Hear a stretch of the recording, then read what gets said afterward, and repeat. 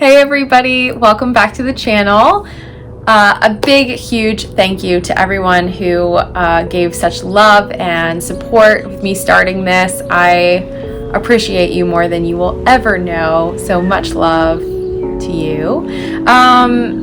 Today I want to talk about something that seems really simple, but actually is not. I want to talk about focus. So, for those of you that don't know anything about me, when I first got into coaching, I was coming out of a career as a personal trainer, and then before I was a personal trainer, I was a paramedic, and I was in EMS for 10 years total.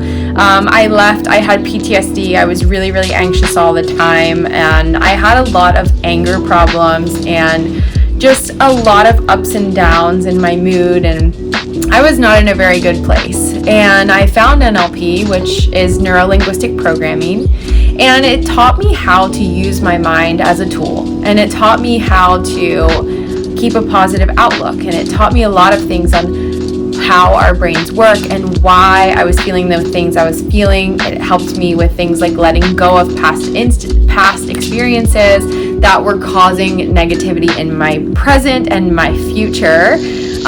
So that's kind of where I came from. So I started coaching to help people move past fear and move past obstacles from their past and really just let go so that they can become the best version of themselves and create a future that they absolutely love.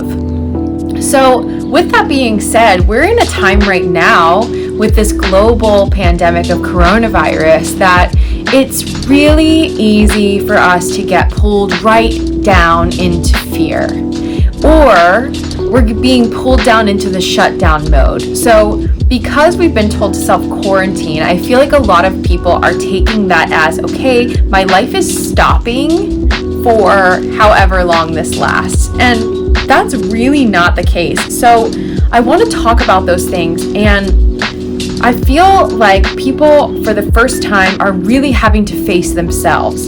And this can be such a blessing. And it can also be a really scary place for a lot of people. So instead of having work and hustle and all of these things to mask the problems in our lives, now instead people are turning to video games, Netflix binging, movie binging, or food binging. The amount of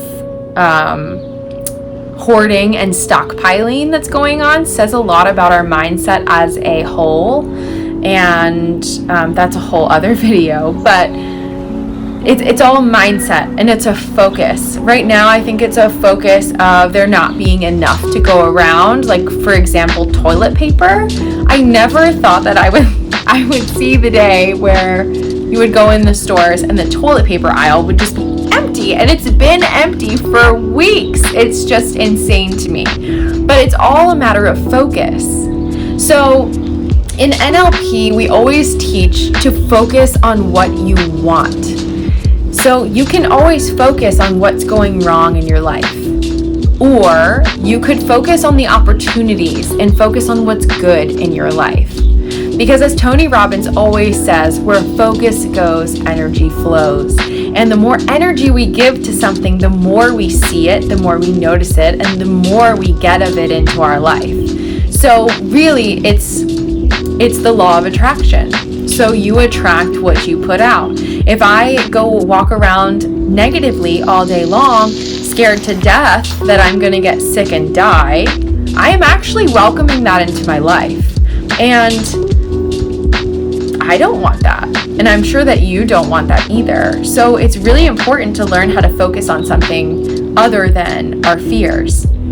And right now, it's all a matter of how we are consuming. So I have 3 tips for you in order for you to focus in a more positive direction. Put your focus towards something else. The first tip I have for you is to reduce the amount you're actually consuming from the media.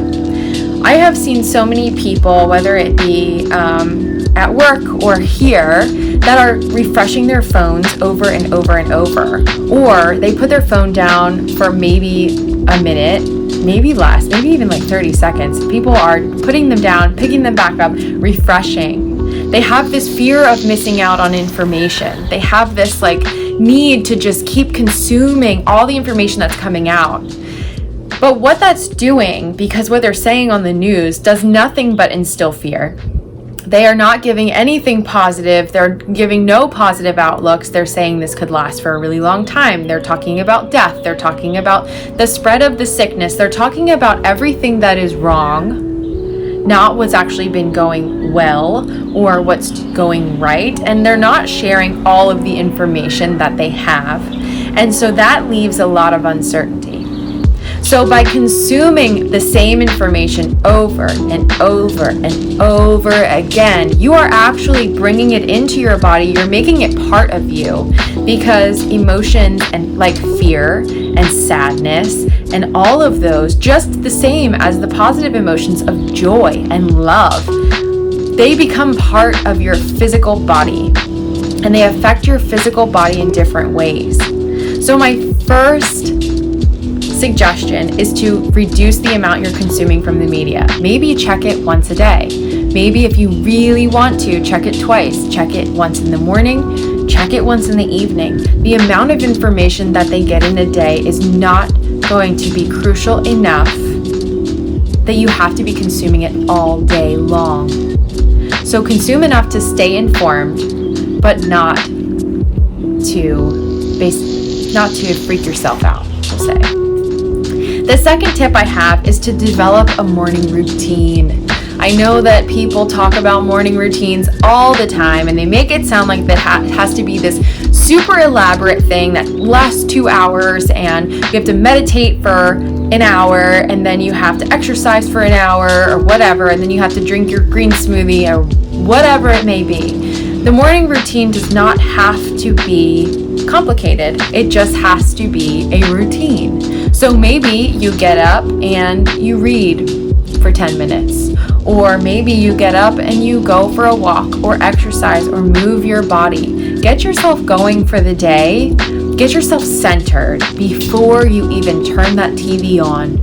So what I like to do as an example for a morning routine, and you can take it or reject it, whatever is right for you is perfect. Whatever morning routine you come up with, it is perfect for you. But for example, what I do is I get up, I do not pick up my phone. So I get up, I drink some water, I usually exercise or eat breakfast and then exercise. Sometimes it changes.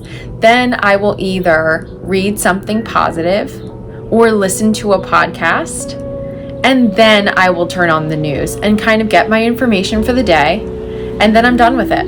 Then I go and I focus on something else. I learn something new, or, I go to work or whatever it may be. So just come up with a routine that really centers you and gets you grounded before you start consuming the information that is normally causing you anxiety or stress. And then the third thing I have is to fill your mind with positivity, or fill your mind by learning something new. We've all had these things that we've wanted to learn for so long. Well, now we have time to do it. Read that book that you keep putting down because you say you don't have time to read it. Learn the new skill that you want. Maybe you want to learn how to start an online business. Maybe you want to learn how to take better care of your body. Now is the time to implement these things, because now you have all the time to learn. And so instead of focusing on the financial crisis, the health crisis, death, lack of toilet paper even, don't be stressed about toilet paper. Everybody is stressed about toilet paper. But these things are not going to serve you. Think about what is going to help you get through this in a positive way and keep yourself sane. So those are my 3 tips. And just think about how you're handling the coronavirus. Are you handling it in a way that you're numbing out and just trying to shut everything out? Or are you using this as an opportunity to grow? That's my question for you. Because remember, if you numb out the darkness, you're also numbing the light. Light can't come in if you're numbing it all. So I urge you and highly suggest that you look at this time as an opportunity for growth. So thank you so much for joining me for today's video. I will see you in the next one. I actually think tomorrow I'm going to be releasing my first hypnotherapy track for anxiety. So it's going to be a release for anxiety. So I hope you enjoy that. And I will see you in the next one. Bye, guys.